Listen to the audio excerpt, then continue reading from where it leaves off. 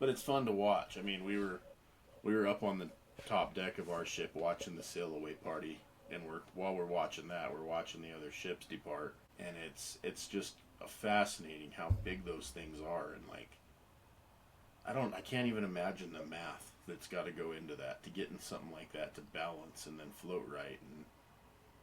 And Oh, dude, no, and move. just listening to all their horns go off too as they go by it's sweet. Yeah, it's very, very cool.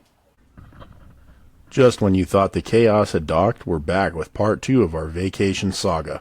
That's right. On this episode of We Stand Corrected, we're diving headfirst into floating margaritas, pirate-level sunburns, and the mystery of who really lost their voice at Coco Cay. We're talking freedom of the seas, karaoke fails, midnight pizza epiphanies, and the questionable belly flop competition that may or may not have involved a security warning. Then it's on to Perfect Day at Coco Cay, where we conquered Thrill Water Park, melted in beach chairs, and discovered the true meaning of all-inclusive regret. Nassau gave us conch fritters and life lessons like never trust a man in a straw hat with a $5 island tour. And Cocoa Beach, let's just say boogie board and beers and the world's worst sunscreen application. We laughed, we cried, we possibly broke a lounge chair. So grab your Dramamine and tune into part 2 of We Stand Corrected, the Cruise Chronicles. Available now wherever you get your podcasts. Don't miss the boat. Kurtis and Joe on the mic, let's go. Got questions, they got answers. We fly low skies, the world rides. Ride with us. Two friends in sync, but never the same. Correcting each other, no shame in the game. Laugh, learn, explore, the world's connected. Truth and fun, we stand corrected. Oh, we got that vibe, you're gonna get hooked. Facts and feels with a twist in the book.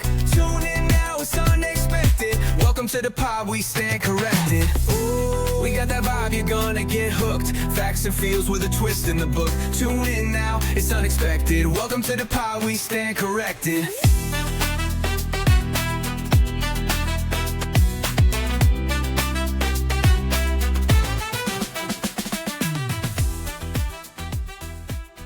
But you bought the key pass on there, which you were like praising it, which I still have a hard time like seeing the value and the money of it. I would absolutely do it again. And see, like, and I'm totally opposite. Like, I know you are. It's okay. Well, explain your reasoning, and I'll explain mine. You know, so I initially got it because my wife, the thing that stressed my wife out about the most about our last cruise was waiting in lines.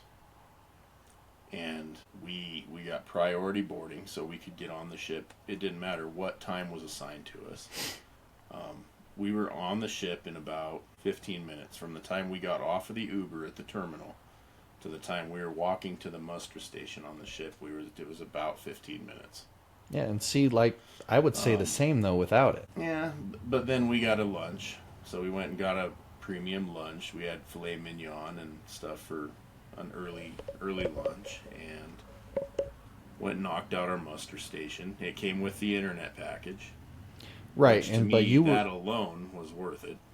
And so here's where I'll rebuttal you, and I'll say, all right, you paid what, $40 a day for the key package, right? $40 Ish. per person, Ish. per day, ish. Mm-hmm. Okay, I didn't pay the $40 per day. You got the food out of it, and you got in. But you got there also 10 minutes earlier from your Uber arrival. But I saw you walking in right before we did. I took a picture of you, and I walked right in after that. I don't know. To me, it just took all the stress out of it. Anyways, and I'm just saying, there was no stress with Royal with how they do it regardless. It was 100% better than Carnival. But also, I will say, if you buy the internet package separately like I did, I only bought one internet package. I didn't have to buy for my mom or my daughter, because that one internet package will let you have 4 devices. Yeah. So I paid $20 a day, not per person, but for one package. Well, but then also getting off of the ship. I didn't get off the ship until 9 o'clock. I was out at 8:30. We had a breakfast. Yeah.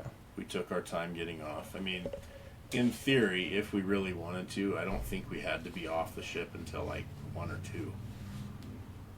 I don't know. It's just the whole not having to rush around thing was nice. And then when we got on, we gave them our carry-on bags. They took them right to our room right away, so we didn't even have to carry anything around. I got the same treatment. I would do it again. We couldn't book the same rooms in, because then they'd make me do it. I think I might just do it anyway, just so you have to do it. So, but hey, it is what it is. It is what it is. Just difference of opinions, just different nuances. And, You love the guy in orange. You love the guy in orange, regardless. Absolutely. You do too. You just don't know it yet. I got a nice tan out of the deal. Look at that. You know, dude, I went and saw my parents today, and my dad's like, "Damn," he goes, "if I didn't know any better, I'd think you were from the Bahamas." Dude, it was. Yeah, I'm looking at my arms, and I'm like, dang, I don't think my arms have ever been this dark. I will say, even my hands are tan. Yeah, mine too. But anyways, we got on the ship. We did our muster station. That was the first thing. What do you got? A train going by out there, or what? There's no raccoons today, but I hear no raccoons. But you got the outside. Burlington Norther going by. That's the Santa Fe. I don't miss those days living on those tracks. I don't even hardly hear half the time. You don't anymore. You don't even notice it. But I only notice it now because I don't live by it anymore. Yeah. But we got on, we did our muster station right away and went straight to the pool. Nobody was there for like the first 2 or 3 hours. So we had the pool to ourselves. And man, that to me, like, I thought like waiting with Carnival the last time and getting on the ship was better. I changed my mind about that because I feel like getting on right away and just hanging out on the ship was the best thing because you got to experience everything with no line, no people, And dude, nothing at all. It's like you add an extra day to your cruise. Yeah, and so like we got to experience the water slides with no lines, the pool. I mean, we were all over the place. We were getting soft serve like it was nobody's business. I mean, we were just eating the crap out of the ice cream and nobody's around, and you're like, man, this is sweet. And so I mean, we got in the pool and Lil and I were like, because we got in the Carnival pool and we were like, man, this is salty, salty, salty. And you get in the Royal pool and it's not salty, and you're like, what? And so their attention to detail on Royal Caribbean is fucking amazing. Like, for as big as that ship and for that many people, that thing is absolutely spotless. oh, dude, they take care of their sanitary stuff there. Like, Very much. you know, you and I, we went to the buffet several times with the families for dinner, and the guy's in there for 3 straight hours that comes up dressed as a tomato or a vegetable. Washy, so you yummy, and he dances with that energy for 3 straight hours to everybody that walks by him. Like, you talk about loving your job. And those people work hard. Like, everybody from that guy to the servers to the maintenance people, everybody on that ship busts their ass. And some people were just straight absolute dicks to these people, and none of them are American people. None of them. They're all from... They're working probably 16-hour days to try to make sure you have a good time, and you're going to treat them like hell. Dude, it was nuts. And so, like, I watched some of that, and people just feel like they're entitled, even though they paid, you know, whether they paid their $500 for their interior room or their $1,200 for their suite, you know, like, they feel like they're entitled to something. And it's like... Yeah, it's like they lose touch with who they are. They think they're somebody else. And those people's just stay their same, regardless. Like... you know, I can't even imagine what those people must deal with in a day. No. I mean, we were in the pool, and I don't feel like it ever took long to get another drink. The people serving us actually got to know me by name, ordering Coors Lights and tequilas, and Senor Curtis, another tequila. None of them were like, Hispanic. What a good touch, though, you know. I will say, like, Carnival had nothing like that, and I don't know if that's every Carnival ship. Maybe it was the Carnival ship that I was on was smaller. But they had nobody that would walk around and ask you if you wanted anything. Like, you always had to go get it. Yeah. And so, I was so impressed.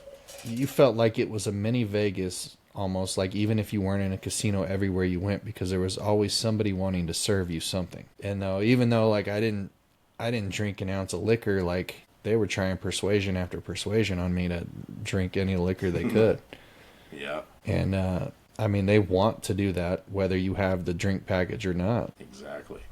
And so we got on and we went to the pool, and then we explored that ship. And man, that ship was, even though it's not their biggest, it's sweet, dude. It's a sweet huge. ship. And like, the promenade deck is the one I always tell people about, where you feel like you're in the middle of maybe a mall or even a street in New Orleans. You do not feel like you're on a ship whatsoever. I mean, Like a Times Square. yeah, I mean, they have parades. There's old cars parked in there, and there's entertainment to watch. There's It's not even restaurants, an there's entertainment shops. Yeah. It's just cool. Yeah, We sat at the Bull and Bear pub one night and listened to the guy that was doing the live music, and had some drinks, and I think you and Tina and I did, and that was kind of Sat nice. there. And then the shows that go on in the middle down the hallway that are, I guess you would call it a hallway. I don't know. There was constantly a show going on, singing, whether it was, a parade. I mean, something was happening. Exactly. But it was a lot to do. I mean, not one time did I ever get bored. no. And so, I got to explore. I explored that, and then we went back to the pool, and we found you on that first day, and you guys came into the pool and joined us after you were bragging about your filet mignon lunch that you paid for. Don't be jealous. Hey, I like a good filet mignon.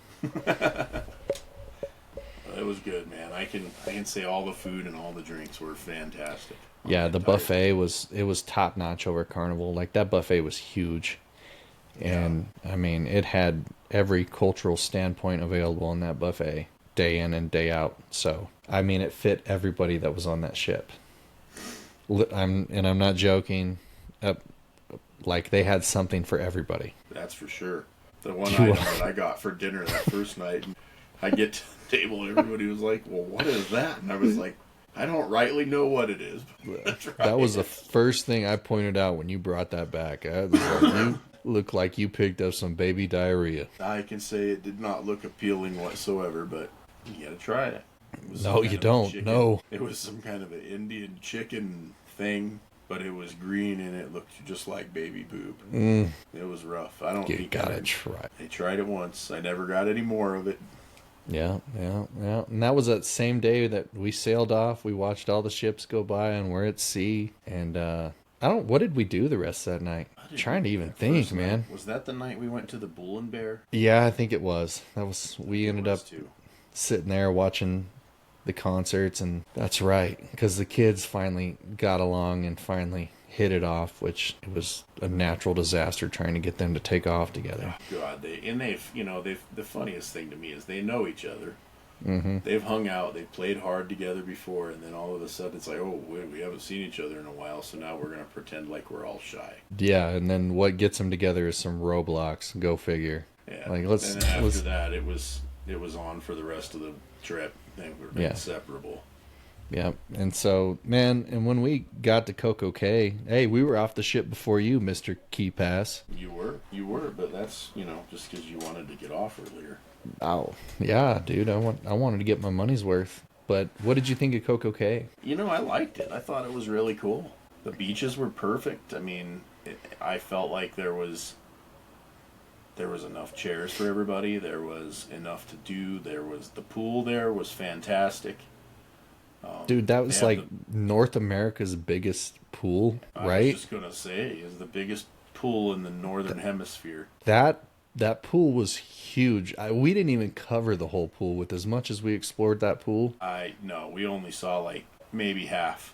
Yeah, and I remember I walked with you down to the bar area because you wanted a drink, and I was like, I want to go see this. And so, I mean, we walked down, and it gets like 5-6 feet deep in some places going over there because they don't want kids over there. But then it goes around and it loops around and then it goes down the other side and you're like, oh my God. Like, and this pool had thousands of people in it, so I can only imagine how many people were just urinating in this thing. Oh God, dude, I don't even want to think about that. Like, you know it's happening. well, you got to look too, because they put 2 ships in at the time, and they put Symphony in, which is their 4th biggest ship, and that holds like 6,000, 7,000, 8,000 people at once. And so you got their 8,000 to our 4,000. So you're putting 10 to 12,000 people on this island, and you don't feel crowded at all. And it's not a big island. No, but they have so many different beaches and pools to spread you out, and then plus the water park. Whoever buys the water park, water park's a water park. Even though they got the tallest slides in North America, it's not worth $180 to enter. No, that was the one thing that I was kind of turned off with, was that, you pay you might as well call it $3,000 to go on a 4-day cruise, and you got to pay another $100 a person to get to the water to park. Yeah. On an island that's owned by Royal Caribbean. I just don't like that. Yeah, and don't get me wrong, they got cool water park stuff in there, wave pool, cool slides, everything a water park has, but like we get that here at Waterworld for half the price. Exactly. And it's probably bigger. Yeah, it's way bigger. But, scale of 1 to 10, I give Coco Cay a 9.5. I think it was really good. Dude, and the food is on point for being free on there. Like, they got really good food that's included in your package. I mean, desserts, buffets. I mean, you got it. They have it there. And so the food's good. The drinks were included on there. I mean, I think I could have just stayed at that island instead of going to Nassau. I would agree. And been totally content, because going to Nassau is a whole different experience in itself. Which it was cool. I wouldn't change the fact that I went there, but I think if we did another cruise that happened to stop there, I would take that as an opportunity to enjoy the ship. Yeah. Yeah, I think seeing Nassau once is enough to see Nassau. Yeah. I agree. But for me, though, I never really got to explore Nassau either time I've been there, because we went and did the dolphin tour, Yeah. And so, and I would highly recommend going to Blue Lagoon Island, whether you get the dolphin tour, the sea lions, I think stingrays were in there, pigs, and a shark one. There's a shark one in there as well. But the first year, and I think I talked about this on a previous episode, was we did a dolphin encounter, which you didn't get in the water. You stood on a platform that was in the water, and you got to, interact with the dolphin vaguely. So this year we were like, well, that was a cool experience to do once. But now we see they got this swim with the dolphins. So you get out there with a life jacket, and you go out there, and you're floating around with this guy, and he pops up out of nowhere every time. And I mean, literally, and you don't see him coming, and he's right in your face. And I mean, it's a cool experience, because you get to go in there with, 6 to 10 of us in there. And but they group it to where you get to have your own individual experience per your party. So as you're floating in there, the dolphin will introduce to everybody in a straight line, where you just get to touch the dolphin as it swims by. But then it goes individual party. And they got some great pictures of, like, my daughter, because the dolphin will come up, and they did one picture where it's kissing her on the cheek, and then they let you kiss it on the lips, and then you give it a hug, and then you get to dance with the dolphin. So you literally get to grab its fins and hang on while it's dancing. So, yeah. And then for me, I haven't told anybody this, but it's on video, and here's my dumbass is, so, like, I watch everybody do this, and I'm not even listening, right? And so it gets to be my turn to do all that. And so she's like, "What are you drinking?" Nice cold Rocky Mountain spring water. You drinking on the job right now? Absolutely. You can't be drinking on the job, dude. When you're it's a work night. Creator, you can. Anyways, it's my turn. And so they're like, "All right, Joe, come on up. Let the dolphin give you a kiss on the cheek."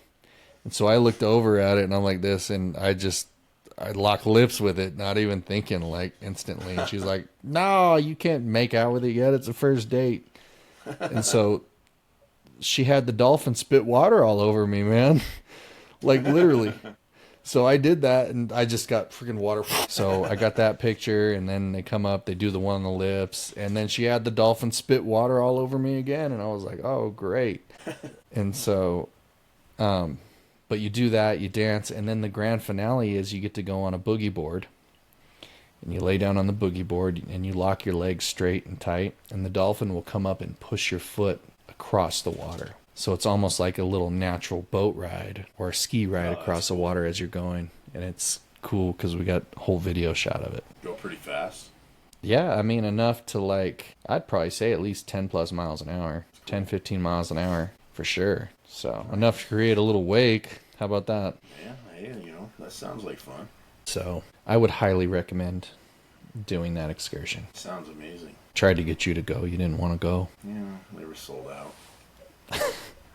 Joe booked them all. Out for I mean, Kurtis is a last minute booker. I mean, hey, he books. You know.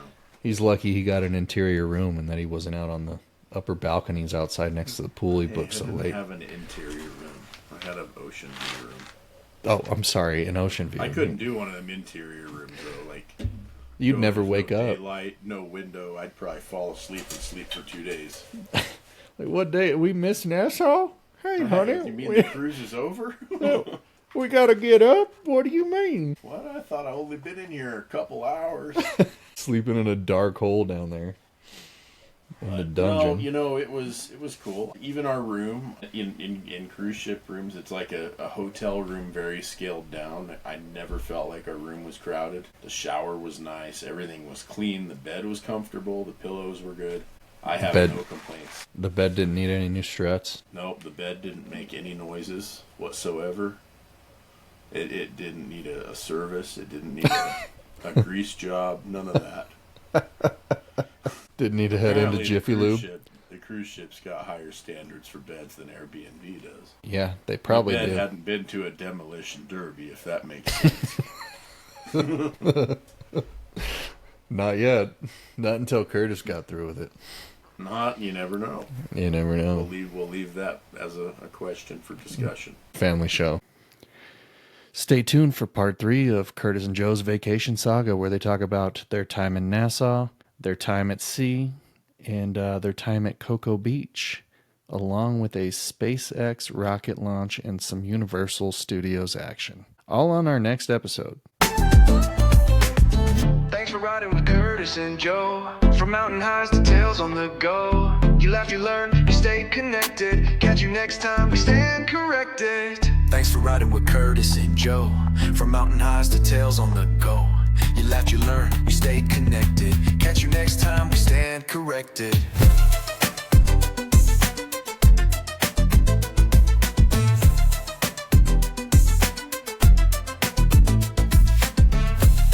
Thanks for riding with Kurtis and Joe. From mountain highs to tails on the go. You laughed, you learned, you stayed connected. Catch you next time, we stand corrected.